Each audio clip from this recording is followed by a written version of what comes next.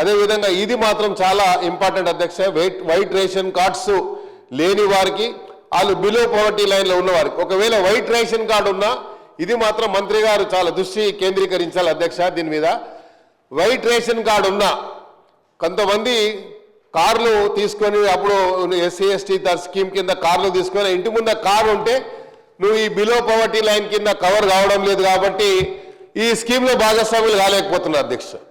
కాబట్టి ఈ స్కీమ్లో ఇంటి దగ్గర కారు ఉంటే వాడు కారు ట్యాక్సీ నడిపించుకొని వాడి జీవన ఆధారం, దట్ ఈజ్ లైవ్లీహుడ్ అధ్యక్ష.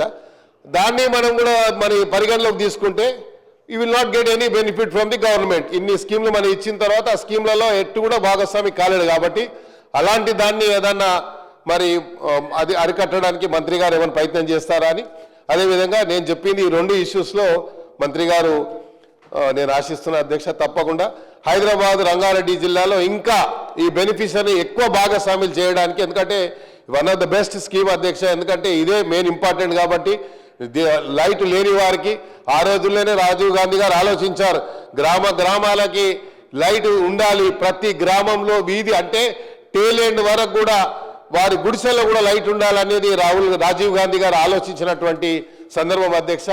కాబట్టి ఈ స్కీము అందరికీ ప్రతి టేలెంట్లో, ఈ రాష్ట్రంలో ఉన్నటువంటి టేలెంట్లో ఉన్నటువంటి కుటుంబానికి కూడా ఈ స్కీము భాగస్వాములు అయ్యే విధంగా సహకరించాలని కోరుతున్నాను. Thank you.